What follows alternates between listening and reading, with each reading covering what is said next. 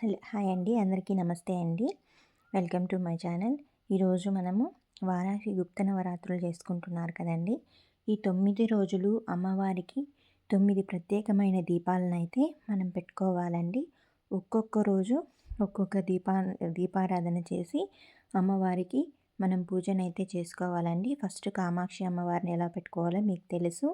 ఇంకా రెండో దీపం వచ్చేసి రెండవ రాజు ఐశ్వర్య దీపంనైతే పెట్టుకుంటామండి. ఐశ్వర్య దీపాన్ని ఉప్పదీపం అని కూడా అంటారు. కల్లుప్పుతో పెట్టుకుంటారు. ఆవు నేతితో దీపారాధన అయితే చేసుకుంటారు. చాలా శ్రేష్టమైనది, చాలా విశిష్టమైనదండి. శుక్రవారం వచ్చే రోజున మనము ఈ ఐశ్వర్య దీపాన్ని అయితే పెట్టుకుంటామండి. అమ్మవారికి ఎంతో ప్రీతికరమైనది. ఇంకా మూడవ దీపం వచ్చి నారికేల దీపం అండి. నారికేల దీపాన్ని ఎలాగో పెట్టుకోవాలో ఇక్కడ వీడియోలో ఉంది చూడండి. టెంకాయని 2 భాగాలుగా వేరు చేసి రెండింటిని మనము బియ్యం ఇత్తడి పళ్ళెంలో కానీ రాగి పళ్ళెంలో కానీ బియ్యం పోసి అందులో పసుపు కుంకుమ అక్షంతలు వేసి టెంకాయ చిప్పల్లో నారికేలాలలో ఆవు నెయ్యితో 3 ఒత్తులేసి దీపారాధన చేసుకోవాలండి. ఇంకా వచ్చేసి 4వది ఐశ్వర్య దీపం అండి, లేదా స్వర్ణదీపము. స్వర్ణదీపం అంటే బెల్లం అండి.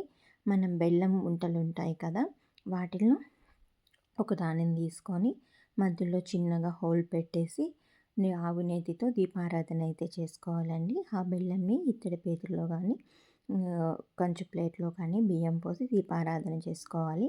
ఇంకా వచ్చేసి కందదీపం అండి. పంచమి తిథి వచ్చిన రోజు వారాహి అమ్మవారికి కందదీపంతో ప్రత్యేకంగా పూజ చేస్తారు.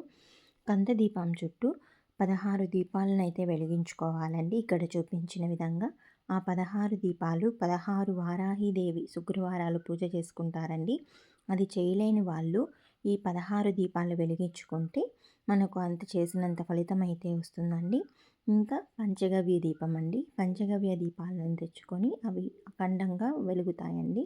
హోమం చేసినంత ఫలితం అయితే వస్తుంది. ఈ పంచగవ్య దీపాలను కూడా ఆవునేతితో కానీ దీపారాధన నూనెతో కానీ మనం దీపారాధన చేసుకోవాలండి. అమ్మవారికి ఎంతో ఈ విశిష్టమైన రోజుల్లో ఇలాంటి పంచగవ్య దీపాలను వెలిగించుకోవడం చాలా మంచిదండి. ఇంకా నవధాన్య దీపం అండి. నవధాన్యాలను మనం ఇత్తడి ప్లేట్లో కానీ రాగి ప్లేట్లలో కానీ శుభ్రం చేసుకొని నవధాన్యాలను పోసి అక్కడ పసుపు కుంకుమ అక్షంతలు వేసి 2 దీపాలనైతే దీపపు కుందులు మట్టివి కానీ ఇత్తడివి కానీ దీపారాధనకి బొట్లు పెట్టుకొని ఆవు నేతితో కానీ దీపారాధన నూనెతో కానీ మనము దీపారాధన అనేది చేసుకుంటామండి. ఇంకొచ్చేసి తమలపాకుల దీపాలండి. 5 కానీ 7 కానీ 9 కానీ 11 కానీ తమలపాకులను తీసుకొని పసుపు కుంకుమలతో బొట్టులు అవి పెట్టుకొని 2 దీపపు కుందులను తీసుకొని ఆ దీపపు కుందులతో పైన పసుపు కుంకుమలు వేసి తమలపాకు తొడుములు అందులో వేసి ఆవు నేతితో కానీ దీపారాధన నూనెతో కానీ దీపారాధన చేసుకోవాలండి. ఇంకా చివరిగా అమ్మవారిని శాంతిపరచాలని పిండి దీపాలను అయితే పెట్టుకుంటామండి. పిండి దీపారాధన ఎలా చేయాలో అందరికీ ఇప్పటికే తెలిసి ఉంటుంది కదా.